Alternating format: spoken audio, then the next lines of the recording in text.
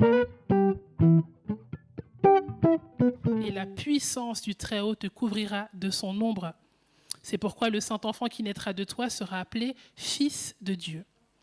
Voici Élisabeth, ta parente, a conçu, elle aussi, un fils en sa vieillesse, et celle qui était appelée stérile est dans son 6e mois. Car rien n'est impossible à Dieu. Marie dit, je suis la servante du Seigneur, qu'il me soit fait selon ta parole. Et l'ange la quitta. C'est vrai que Marie, c'est un personnage aussi central quand on parle des évangiles, mais on en parle très peu, disons en termes de texte, on ne parle pas beaucoup d'elle. Mais elle a un rôle majeur.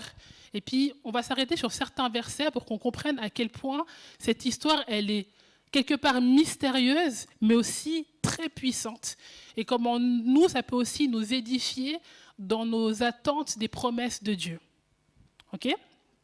Ok, très bien.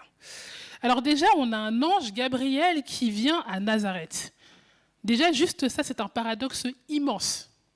L'autre fois où l'ange Gabriel est nommé ou apparaît dans la Bible, c'est dans le livre de Daniel, où il vient dans une vision expliquer à Daniel une vision un peu prophétique. Et c'est vraiment un moment qui est très impressionnant, n'est-ce pas ? Même Daniel est un peu effrayé. Et là, on voit l'ange Gabriel qui vient à Nazareth, dans la maison d'une jeune vierge qui s'appelle Marie. Alors, ce qu'il faut savoir, c'est que Nazareth, ce n'est pas une ville très bien cotée.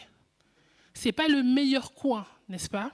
Je ne sais pas à quel coin on pourrait prendre, je vexer personne. Je vais prendre la Jonction, vu que c'est mon quartier, n'est-ce pas ? Souvent, quand j'en parle, les gens sont là, ouais, moi j'aime beaucoup la Jonction, mais apparemment c'est un peu ghetto pour beaucoup. Donc on va dire c'est comme si l'ange, le grand ange Gabriel, l'archange Gabriel, le chef d'une armée d'anges, débarque à la Jonction et qui vient dans ma maison au 7e étage, n'est-ce pas, d'un grand immeuble HLM pour annoncer une grande nouvelle. Paradoxe total. Et je me suis dit en fait, Dieu, quand il parle n'importe où.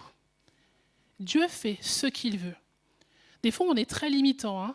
Et c'est vrai que même moi, pendant un temps, j'allais de conférence en conférence en espérant qu'un homme de Dieu m'impose les mains et me révèle une promesse incroyable sur ma vie.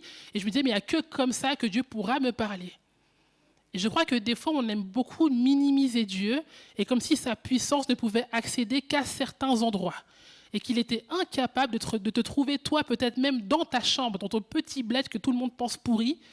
Mais Dieu peut déployer son armée pour toi, là où tu te trouves, pour te communiquer un message spécial qui peut changer ta destinée. Amen. Bonne nouvelle. J'aime beaucoup ce qu'a dit Junie, parce qu'elle disait que voilà, elle a été édifiée par différents ministères en ligne, n'est-ce pas ? Et ça, c'est bon. Ça, c'est une très bonne chose aussi. On a tout un panel de choses qui existent maintenant sur YouTube, sur Internet. Mais j'aimerais quand même mettre une nuance. Moi, j'en bénéficie aussi aujourd'hui. Il y a beaucoup d'hommes de Dieu que je suis, qui m'édifient. Mais des fois aussi, le trop-plein d'informations peut nous brouiller. Et des fois, on rentre dans une surconsommation spirituelle, alors qu'on est censé aussi développer une intimité avec Dieu. Ce que tu consommes en ligne de tel ou tel prédicateur ne pourra jamais remplacer ton intimité avec Dieu. Ce n'est pas les hommes de Dieu qui vont prier à ta place. Ce n'est pas les hommes de Dieu qui vont se mettre à genoux, jeûner et prier comme elle l'a fait à ta place. C'est à toi. Et Dieu veut te parler à toi aussi. Donc oui, que ce que tu vis avec tel ou tel ministère soit le surplus de ton intimité personnelle, mais que ça ne vienne pas la remplacer. Donc notre intimité avec Christ soit basée vraiment sur une intimité qui nous amène à la maturité. Ensuite, l'ange, quand il se présente à elle, il lui dit qu'elle a trouvé grâce, n'est-ce pas ? Que Dieu lui a fait grâce. Et c'est vrai que dans certaines traditions, on place un peu Marie sur un piédestal. Et voilà, chacun a ses raisons, on va pas rentrer dans un débat théologique. Mais la définition même de la grâce, c'est quelque chose d'immérité, n'est-ce pas ? Ce n'est pas quelque chose qu'on mérite. Il n'y a rien que tu puisses faire qui puisse forcer la main de Dieu. N'est-ce pas ? Alors Marie, oui, elle avait un certain héritage, il fallait que ça réponde aussi aux prophéties qui avaient été données sur Jésus. Elle était vierge, elle voulait accomplir un miracle, mais ce n'est pas parce qu'elle était tout ça que l'ange Gabriel est venu chez elle. Il l'a bien dit, qu'elle a trouvé grâce. Alors des fois, je ne sais pas, des fois je rencontre des gens qui me disent « Ah, mais Dieu ne peut pas faire ça dans ma vie parce que… » Comme si Dieu était limité par ta condition personnelle, par tes origines, par ton statut social, par comment tu t'habilles, par comment tu parles. Mais qui t'a dit ça? Qui t'a dit ça? Dieu parle et fait grâce à qui il veut. Peut-être tu ne ressembles pas à l'idéal que les gens se font de tel métier ou de tel appel. Mais si Dieu décide que c'est toi, ça sera toi et c'est tout. Et personne ne pourra l'arrêter. Peut-être même que Marie aurait pu dire non. Hein. Elle dit bon, moi je suis pas peut-être pas la bonne candidate. Peut-être aller voir quelqu'un à côté. Mais elle a fini par accepter. Mais si Dieu a fait grâce et qu'il a choisi une femme parmi tant d'autres, et ça a été elle, c'était immérité. Et c'est ça, la grâce de Dieu. Alors peut-être que tu t'attends à ce que Dieu te parle, qu'il déploie des promesses dans ta vie, mais tu es convaincu qu'il faut que tu atteignes une certaine forme pour y arriver, et peut-être que ce n'est pas le cas. Alors oui, des fois, il y a des choses qui nécessitent un certain état pour que Dieu se manifeste, parce qu'il ne veut pas te confier des choses pour lesquelles tu serais immature, n'est-ce pas? Donc il faut continuer à marcher, à grandir avec lui. Mais je vais vraiment vous inviter à ne pas vous limiter dans ce que Dieu peut faire avec vous, ou dans les promesses qu'il peut avoir pour vous. Et quand Dieu donne une promesse, on ne sait pas quand est-ce qu'elle peut s'accomplir, n'est-ce pas? Comme on l'a entendu la semaine passée, il y a une attente aussi à avoir. Mais la promesse vient comme nous activer, nous faire rentrer dans une dynamique de foi, dire « Ah, mais le Seigneur m'a dit. Donc je dois continuer à persévérer jusqu'à l'accomplissement. » Parce qu'il le dit, hein, qu'il n'est pas un homme pour mentir, ni un fils de l'homme pour se repentir. Ce qu'il l'a dit, il le fait réellement. Et Dieu ne fait pas de favoritisme. Il n'y a pas des favoris de Dieu, n'est-ce pas? Des gens qui méritent mieux que toi. Dieu aime tous. Dieu aime tout le monde. Et il a des promesses en particulier pour l'humanité qu'il a manifestées en Jésus-Christ, mais pour chacun de ses enfants, il a aussi des promesses en particulier. Peut-être que tu en as reçu, mais on va se les remémorer après quand on va aussi prier pour ça. Finalement, quand Marie entend ce qu'il est censé arriver, elle dit « Comment cela se fera-t-il puisque je ne connais point d'homme ?» C'est pas mal comme question. Parce que Marie, elle a un cœur aussi quand même intègre, n'est-ce pas? Et surtout, Marie, elle est juive. Et parce qu'elle est juive, elle connaît aussi la loi. Et la loi est assez claire sur comment ça doit se passer, n'est-ce pas? Elle dit, mais attends, mais je dois tomber enceinte. Je ne suis pas mariée. Comment ça va se passer? Je ne sais pas si vous avez lu, mais dans le Deutéronome 22, il y a une loi très précise qui dit que si un homme rentre dans son mariage avec une femme qu'il pensait être vierge et qu'elle ne l'est pas, cette femme finira lapidée. C'est pas Jojo comme dessiné, n'est-ce pas? Donc elle connaît aussi la tradition dans laquelle elle vit. Toi, dis, mais attends, comment un ange peut venir me dire une chose qui potentiellement peut être à l'encontre de la volonté de Dieu? C'est pour ça qu'il est important d'éprouver les paroles qu'on reçoit, n'est-ce pas? Combien des gens se sont trompés après avoir reçu des promesses, des prophéties de je ne sais pas qui, parce que c'était impressionnant, parce que c'était tel homme de Dieu, j'y crois dur comme fer. Éprouver. Est-ce que c'est aussi conforme à la volonté de Dieu? Est-ce que ça ressemble vraiment à Dieu, ce qui m'est dit là? Comme elle a dit, c'est important aussi de lire la parole, d'exposer en fait ce qu'on reçoit à l'épreuve de la parole. Et de ne pas tout gober parce qu'on a absolument envie que les choses arrivent parce que je l'entends, maintenant je crois que. D'être sûr que je sais parce que Dieu est dedans. D'éprouver la parole. Finalement, l'ange dit, le Saint-Esprit viendra sur toi et la puissance du Très-Haut te couvrira de son ombre. C'est pourquoi le Saint-Enfant qui naîtra de toi sera appelé Fils de Dieu. Ce qui est important aussi de retenir, c'est que les promesses de Dieu, on ne les force pas. Il n'y a que par la puissance du Saint-Esprit qu'une promesse est amenée à exécution. Des fois, on reçoit une promesse et par impatience, des fois même par orgueil, par volonté d'accélérer les choses, on veut prendre la place de Dieu. Imaginez si Marie avait dit, bon, c'est quoi, Joseph, viens, dans le secret. Personne ne nous verra. On va accélérer les choses, on va se la jouer à la Abraham et Sarah avec Agar, on va prendre quelqu'un, je ne sais pas. Il faut qu'on accélère les choses. Non. Il y a la promesse de Dieu et lui en est le garant. Même si ça peut prendre du temps, si ça vient de Dieu, ça arrivera. Et ça arrivera par sa puissance. Alors il y a deux dimensions.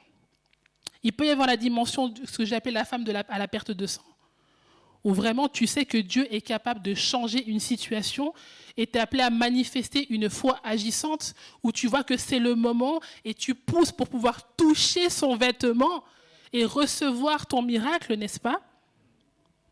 Et puis des fois, c'est juste que tu dois attendre. Et par la foi, laisser la puissance de Dieu par elle-même se manifester dans ta vie. Et de ne rien forcer. Alors ma question, c'est quelles sont les promesses que Dieu a données dans ta vie? Moi, je me souviens, dans ma famille, j'étais la dernière à me convertir. Okay, et je me rappelle, ma mère écoutait souvent un prédicateur dans le salon et ça m'insupportait. Vraiment, ça m'insupportait. Je crois qu'il criait beaucoup trop. Enfin, vraiment, mais vraiment, c'était moi. J'étais pas animée d'un bon esprit. Je n'étais pas énervée contre sa voix, c'est que je ne voulais pas, quelque chose me confondait dans ce qu'il disait, mais ça m'insupportait. Et je disais, mais ferme la télé, ça me mettait en colère, j'en pouvais plus. Mais dans ma chambre, je cherchais Dieu. Je disais, Seigneur, s'il te plaît, sauve-moi cette situation, je ne sais pas quoi faire, regarde-moi où j'en suis, etc. Et des fois, peut-être, tu pries pour quelqu'un de ta famille, tu dis, Seigneur, tu m'as promis qu'elle allait donner sa vie, et Seigneur, là, je vois, c'est encore pire qu'avant, depuis que je prie, c'est pire qu'avant.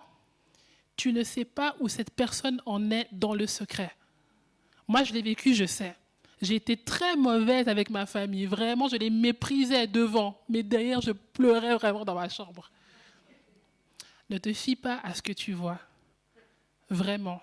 Si tu t'es mis à prier en lien avec une promesse et que les choses s'aggravent, c'est peut-être que la délivrance est proche. Comme le peuple hébreu. Ils sont arrivés vraiment, littéralement devant un cul-de-sac.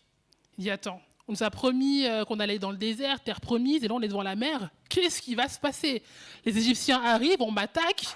Qu'est-ce qui va se passer? Et c'est peut-être à ce moment-là que Dieu veut manifester sa gloire. Dire, écoute, étends ta main et vois la mer s'ouvrir en deux. Ça peut être pour n'importe quelle situation. Ça peut être pour la conversion d'un proche, ça peut être pour un enfant, ça peut être pour plein de choses. Si Dieu a parlé, ça s'accomplira. Même si les circonstances semblent contraires, je prie vraiment que ce message édifie ta foi. Vraiment. Ne lâche pas. Même si le timing ne semble pas parfait, même si les circonstances lui disent moi j'ai toujours eu à cœur de faire ça, mais regarde dans quelles conditions je vis, dans quel pays je suis, c'est impossible. J'ai voulu monter mon entreprise, mais regarde Seigneur, en Suisse c'est tellement compliqué, tellement de paperasse administratif. Dieu va faire. Si tu as donné vraiment ce rêve, cette promesse pour ta vie, ça va se faire. Crois seulement. Finalement, l'ange dit, rien n'est impossible à Dieu. Je ne sais pas si on réalise la portée de cette phrase. Rien. Rien. Il n'y a rien. Il n'y a rien qui est impossible à Dieu. Moi, ça m'encourage. Des fois, je vois des impossibilités dans ma vie. Je me dis, ça va être compliqué. Après, je me dis, rien n'est impossible à Dieu. Ok. Rien. Même si les gens même méprisent ce en quoi tu crois.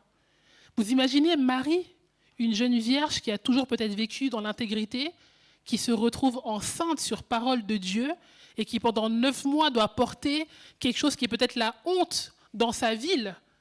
Parce que les gens se disent, mais elle n'a pas respecté ce que le Seigneur a dit. Regardez, maintenant, ils veulent arranger les choses entre eux, faire genre devant tout le monde. Mais tu supportes, parce que tu sais que Dieu t'a dit que.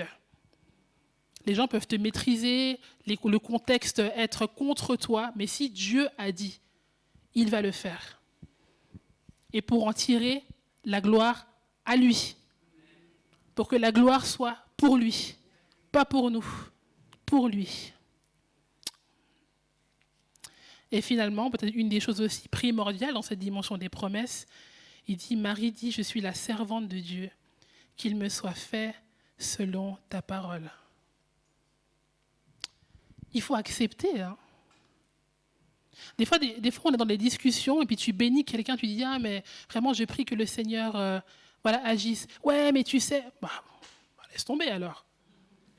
Ça sert à quoi? On vient, on bénit, mais après, ah oui, mais... Oui, s'il y a oui, mais, abandonnons alors.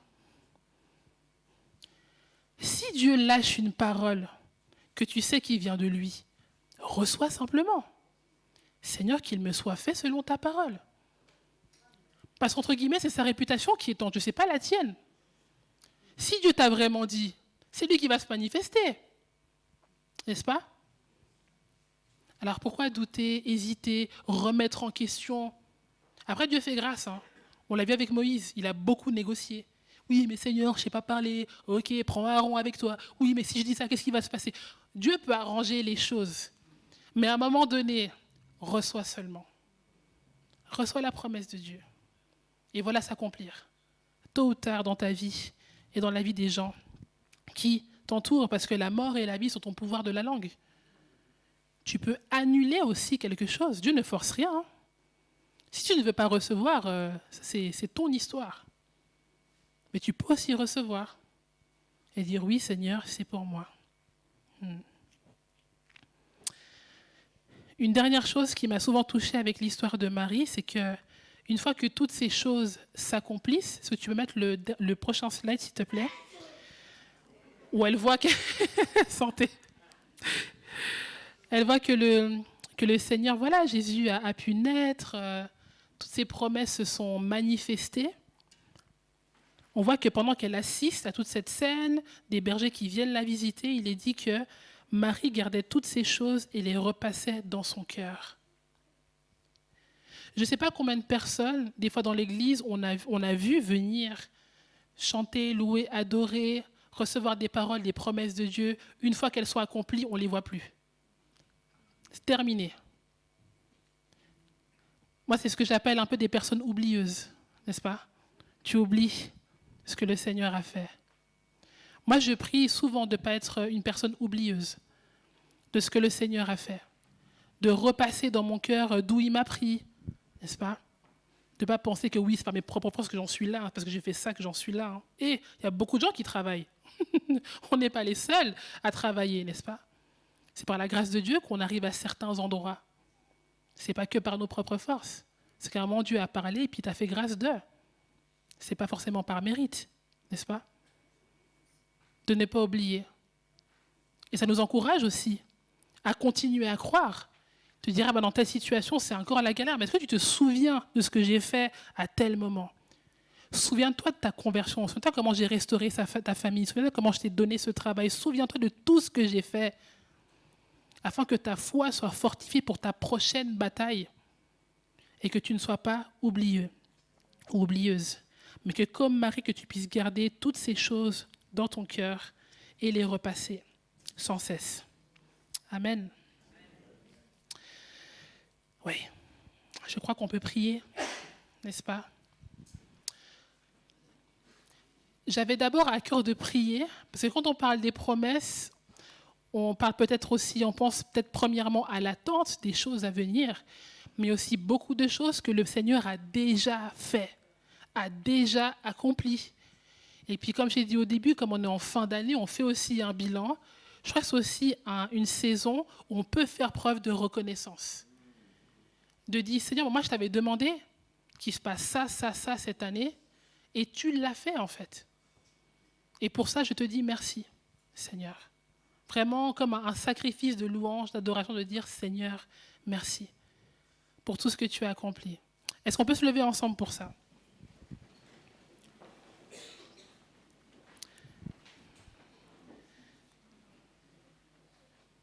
Prenez juste peut-être 10, 20 secondes pour vraiment regarder cette année et de voir en fait tout ce que le Seigneur a accompli. Des promesses qu'il vous avait données, mais aussi des choses que vous n'avez même pas demandées, mais qui se sont passées quand même. Parce que Dieu est bon. Amen.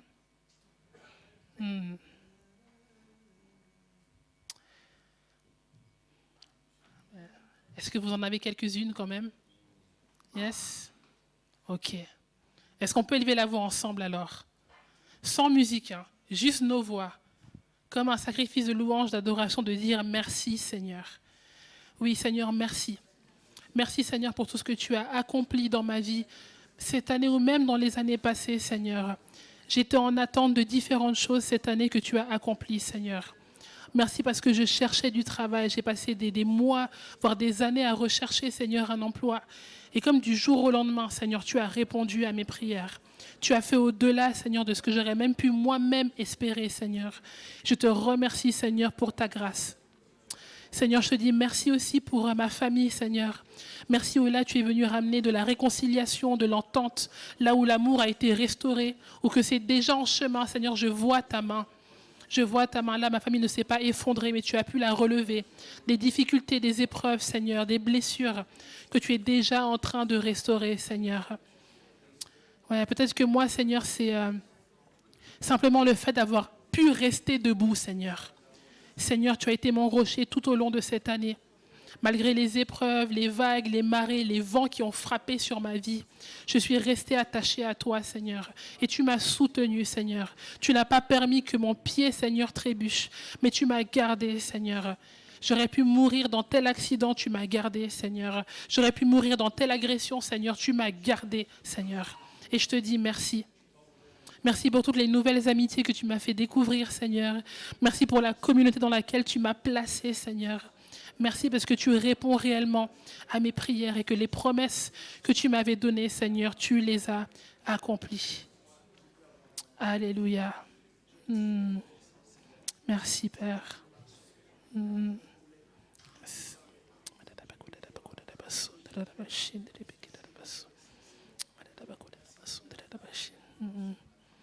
Alléluia.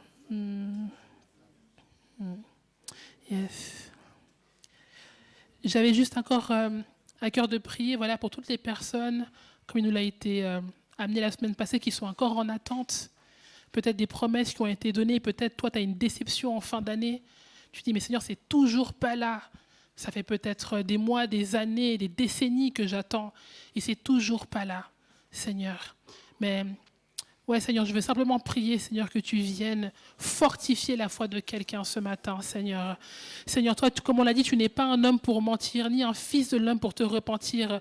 Toute parole que tu donnes, Seigneur, tu l'accomplis. Elle ne peut pas revenir à toi sans avoir accompli ce pourquoi elle est envoyée, Seigneur. Seigneur, je prie, Seigneur, que mon frère, ma soeur soient encouragés. Là où tu lui as promis le salut de son mari, de sa femme, de ses enfants, Seigneur, une promesse ferme, véritable venant de toi. Je prie vraiment que cette promesse devienne comme un catalyseur, Seigneur, d'une foi, d'une autre dimension, en elle ou en lui, Seigneur. Que tu viennes l'encourager, Seigneur, à demeurer persévérant dans son intimité avec toi, dans la prière, Seigneur, à ressasser comme Marie ces choses dans son cœur et à ne pas oublier d'où elle vient, Seigneur. Oui, Seigneur, on ne veut pas être ce peuple oublieux parce que nous sommes en attente de telles promesses, nous oublions ce que tu as déjà fait, Seigneur. Mais que cela soit vraiment une raison supplémentaire de croire, Seigneur, parce que tu es puissant. Et nous avons été témoins de tout ce que tu as pu faire, ne serait-ce que la croix, Seigneur.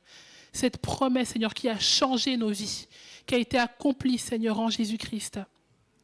Merci, Seigneur, de consoler, de conforter, Seigneur, et de restaurer la flamme vraiment de la foi de quelqu'un ce matin. Seigneur, tu as vu les larmes, et comme ta parole dit, que celui qui sème avec larmes récoltera, Seigneur, avec chant d'allégresse. Seigneur, tu ne laisses tomber aucune larme nulle part, Seigneur, tu récoltes tout. Et tu les places comme des semences, Seigneur, qui seront source de joie, Seigneur, un jour. Ouais. Seigneur, j'ai prié que les cœurs ne se troublent point, mais qu'ils restent enracinés fermement en toi, Seigneur, au nom puissant de Jésus-Christ. Amen. Amen, amen.